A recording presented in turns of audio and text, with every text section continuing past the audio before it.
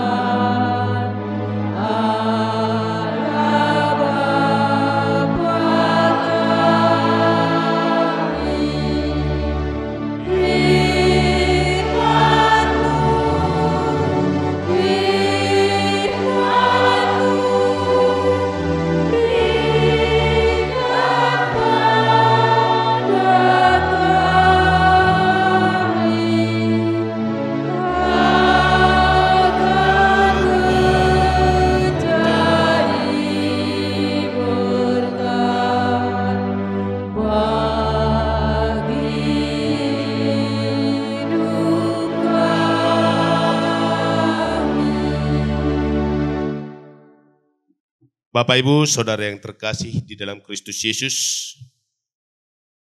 pemirsa kami yang ada di rumah,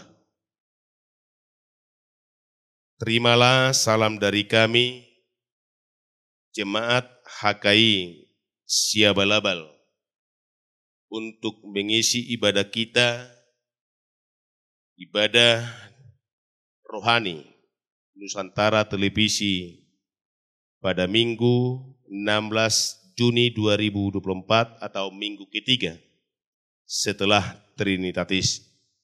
Shalom. Ada 3 trilog ajaran Kristen. Yang pertama, iman atau kepercayaan. Apa yang dikatakan di dalam iman? Kalau kita lihat dalam Ibrani 11 ayat 1. Iman adalah dasar dari segala sesuatu yang kita harapkan dan bukti dari segala sesuatu yang tidak dapat kita lihat. Itulah pengertian iman. Maka iman itu adalah dasar kita untuk berharap akan apa yang tidak dapat kita lihat.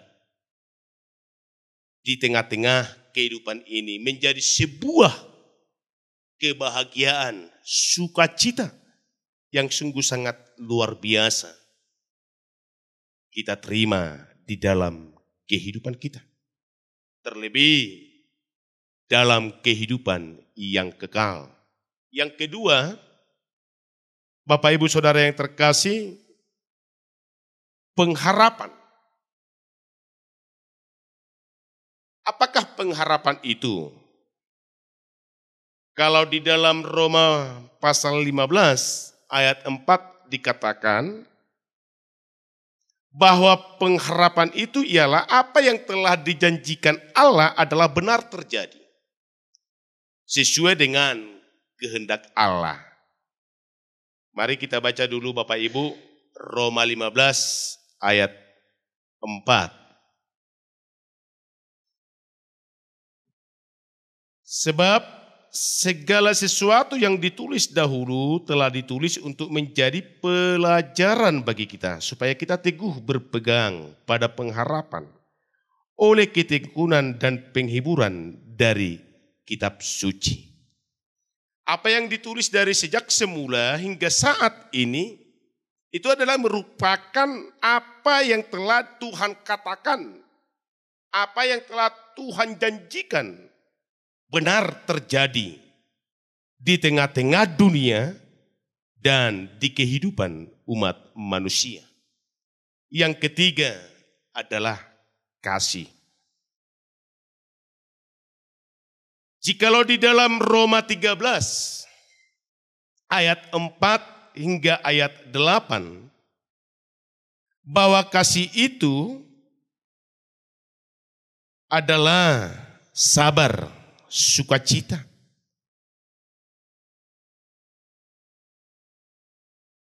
Oleh sebab itu, yang dikatakan kasih ialah perbuatan yang sesuai dengan kehendak Tuhan.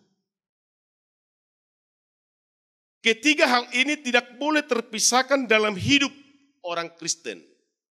Yang walaupun dikatakan di dalam 1 Korintus 13 ayat 13.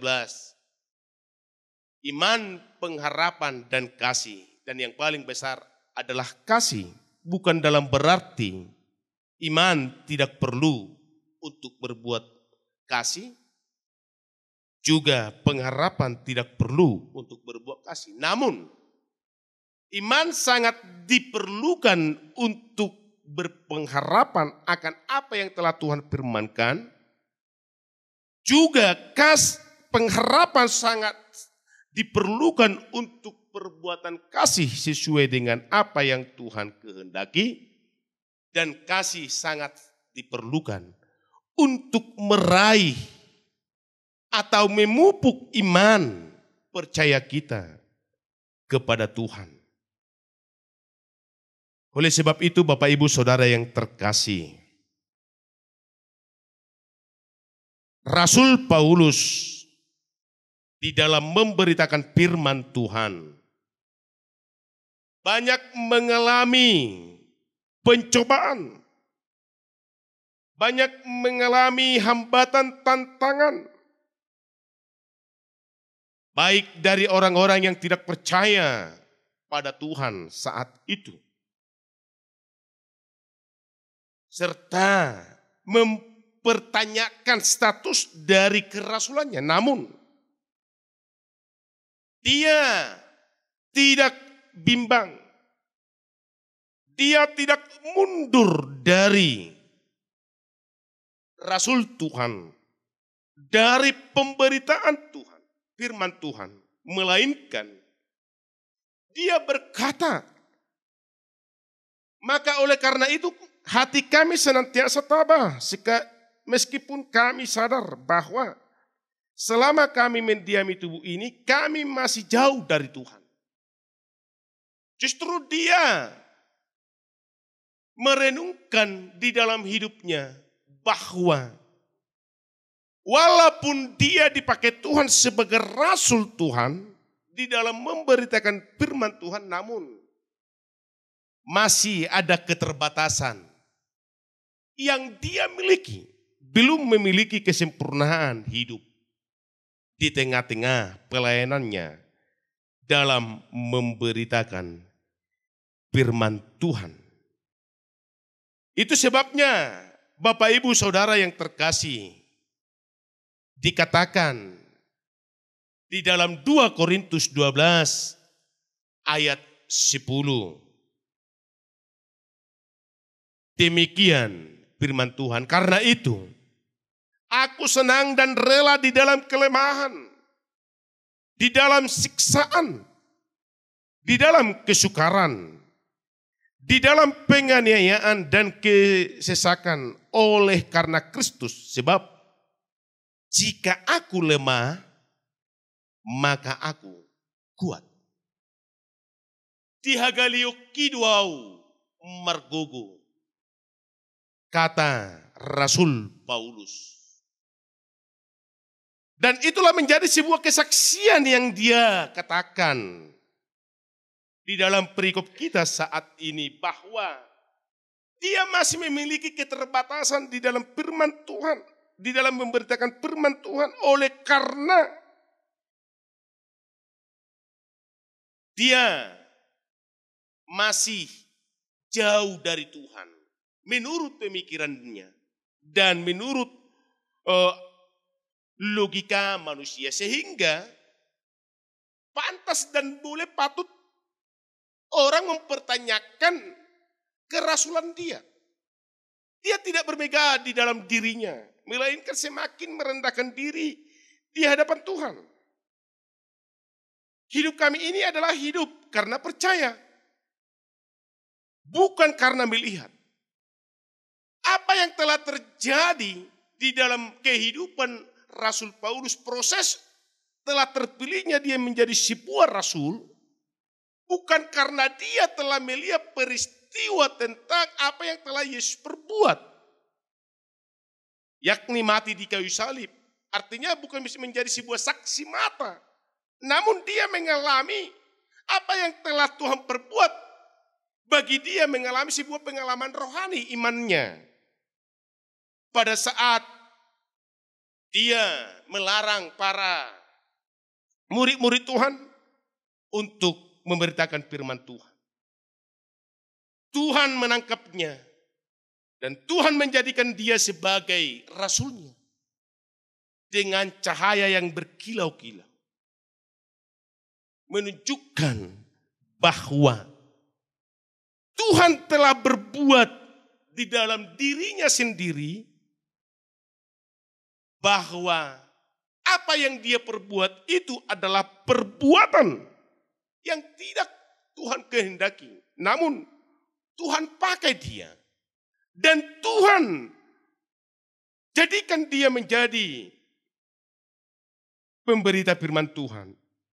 Itu makanya Rasul Paulus mengatakan, saya hidup karena percaya, bukan karena melihat. Bapak Ibu Saudara yang terkasih, namun di dalam perjalanan kehidupan kita saat ini, sangat-sangat sulit orang boleh mempercayai sebuah Sebuah apa yang menjadi sebuah kebenaran. Apalagi tentang kebenaran firman Tuhan karena apa? Karena tidak dapat melihat. Sedangkan Thomas sendiri, murid Yesus, sangat-sangat sulit mempercayai tentang Yesus itu adalah benar-benar bangkit dari kematian. Paulus mengajak kita Bapak Ibu, kalaupun ada tantangan, kalaupun ada hambatan, kalaupun ada rintangan di dalam memberitakan firman Tuhan, dan semua itu pasti menghadapinya. Dikatakan di ayat 8, kita harus tabah, sebagaimana Rasul Paulus tabah. Agar sukacita beralih dalam hidup kita. Untuk menetap pada Tuhan. Jikalau kita sudah tabah mengikuti Yesus di tengah-tengah perjalanan hidup kita ini, Tuhan memberikan sukacita bagi kita. Tuhan akan memenangkan kita. Tuhan akan memerdekakan kita. Sebab juga kami berusaha baik kami diam di dalam tubuh ini maupun kami diam di luarnya supaya kami berkenan kepadanya. Proses hidup kita orang yang percaya kepada Tuhan di dalam perjalanan hidup ini adalah bagaimana supaya hidup kita ini sempurna dan senantiasa berkenan hidup di dalam Tuhan. Oleh karena supaya kita sempurna dan berkenan hidup di dalam Tuhan, yang harus kita lakukan yakni bagaimana kita bisa percaya walaupun peristiwa yang terjadi di dalam diri Yesus untuk menyelamatkan kita umat manusia dari dosa, boleh kita percayai dan menjadi sebuah kehidupan yang membawa kita ke dalam hidup bahagia, sukacita, yakni hidup yang kekal. Dalam Yohanes pasal 20 ayat 29b dikatakan, berbahagialah mereka yang tidak melihat, namun percaya. Inilah yang menjadi pengajaran bagi kita. Yang telah diberikan tema bagi kita di minggu ini, yakni hidup karena percaya, bukan karena melihat. Hidup di dalam Tuhan. Yang menjadi pertanyaan bagi kita seluruhnya, Bapak Ibu Saudara yang terkasih. Apakah kita sudah benar-benar hidup di dalam Tuhan walaupun kita belum melihat Tuhan secara kasat mata? Atau kita percaya kepada Tuhan oleh karena sebuah peristiwa yang terjadi di dalam hidup kita sesuai dengan apa yang kita imani di dalam hidup kita ini. Tuhan berkata bagi kita, hidup di dalam mengikut Tuhan dengan iman percaya kita, walaupun kita tidak melihat. Bagaimana caranya supaya kita boleh hidup di dalam Tuhan, walaupun kita tidak melihat? Dikatakan Bapak Ibu Saudara yang terkasih pada ayat yang ke-10. Sebab kita semua harus menghadap tahta pengadilan Kristus supaya setiap orang memperoleh apa yang patut diterima sesuai dengan yang dilakukannya dalam hidupnya ini, baik ataupun jahat. Nah, berarti perbuatan-perbuatan kita selama tinggal dan hidup di dunia ini adalah perbuatan-perbuatan yang berkenan kepada Tuhan. Itulah wujud kasih yang kita miliki sebagai orang-orang yang percaya kepada Tuhan. Dengan kita memiliki kasih dan berbuat yang baik di dalam hidup kita ini, maka di pengadilan terakhir, di penghakiman, di hari penghakiman tersebut, kita akan ditentukan sesuai dengan perbuatan kita. Perbuatan dalam artian di sini Bapak Ibu Saudara yang terkasih bukan menurut ukuran daripada manusia yang tinggal di dunia ini. Namun menurut ukuran Allah. Berbuat baikkah kita atau tidak? Rasul Paulus mengajak orang-orang Kristen, orang-orang yang percaya, kita seluruhnya jemaat Tuhan saat ini, supaya kita senantiasa hidup berpegang teguh kepada Tuhan. Berbuat baik sesuai dengan apa yang Tuhan kehendaki di dalam hidup kita. Apa yang dikatakan Yesus kepada Petrus, jika kita baca di dalam Yohanes pasal 21. Di sana dikatakan, "Hai Petrus, apakah engkau mengasihi aku?" Petrus berkata, "Aku mengasihimu ya Tuhan." Yesus mengatakan, "Gembalakanlah kawanan dombaku." Jikalau kita percaya kepada Tuhan dan mengasihi Tuhan di dalam hidup kita ini, perbuatlah apa yang Tuhan kehendaki di dalam hidup kita. Perbuatlah apa yang sungguh-sungguh untuk membangun kehidupan iman dan percaya orang-orang yang ada di sekitar kita. Tuhan memanggil kita, mari ikutlah aku. Tuhan memanggil kita, mari pikulah salib untukku. Bagaimana kita bisa memikul salib dan mengikut Tuhan di dalam hidup kita? Jikalau penderitaan yang sedang kita hadapi di dalam hidup kita ini tidak boleh kita bertahan. Jikalau tantangan yang sedang melanda di dalam hidup kita ini, kita lemah. Oleh karena itu, supaya kita jangan lemah, supaya kita kuat untuk menghadapi tantangan, sebagaimana khotbah kita pada minggu yang kemarin. Tuhan menguatkan para hambanya. Tuhan menguatkan orang-orang yang percaya kepada Tuhan. Jikalau dia mau menyerahkan diri sepenuhnya, menyerahkan hidupnya sepenuhnya di dalam Tuhan. Dan itulah wujud daripada iman percaya yang kita miliki di dalam hidup kita ini. Kita percaya bahwa segala problema hidup yang sedang kita hadapi saat ini, Tuhan mampukan kita, Tuhan tolong kita, Tuhan angkat kita. Oleh karena hanya di dalam Tuhan ada kekuatan. Hanya di dalam Tuhan ada kemenangan. Hanya di dalam Tuhan ada sukacita. Di dalam Kristus Yesus yang telah memerdekakan kita, membebaskan kita dari belenggu dosa dan maut.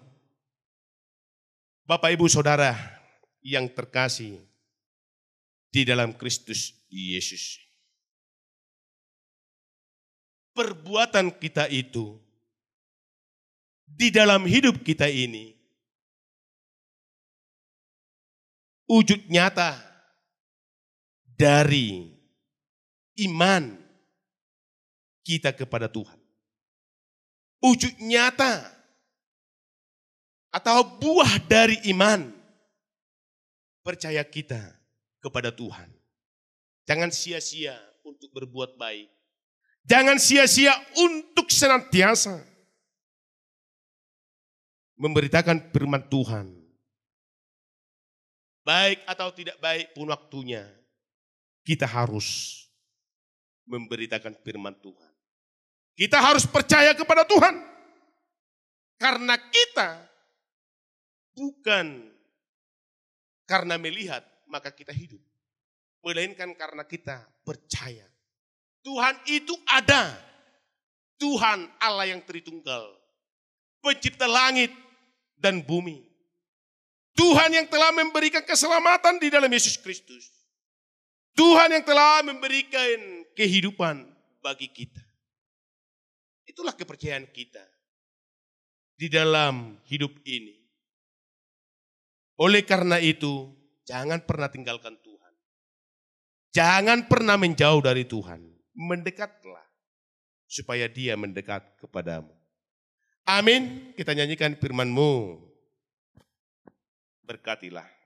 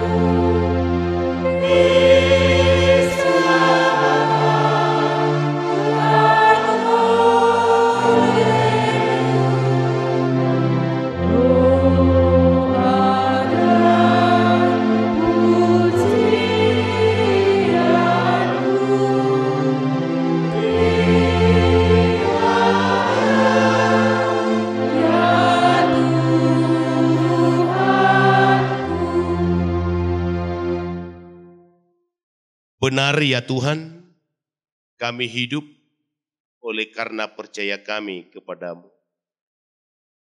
Bahwa Engkau yang telah menciptakan kami,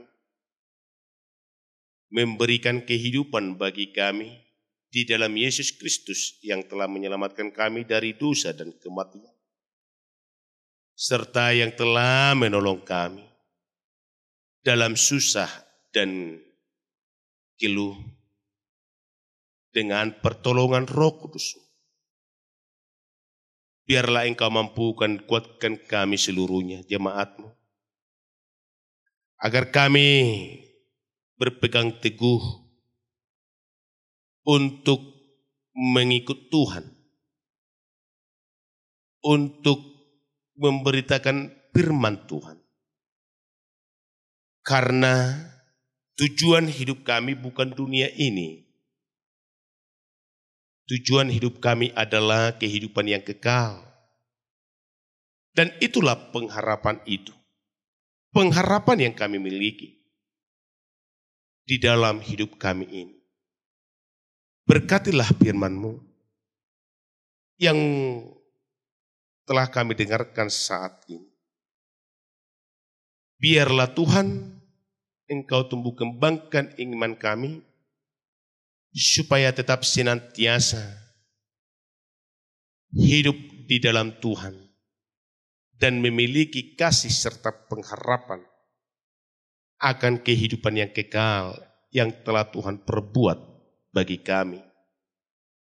Berkati seluruh warga jemaat-Mu, apapun pergumulannya, kamu serahkan ke dalam tangan-Mu.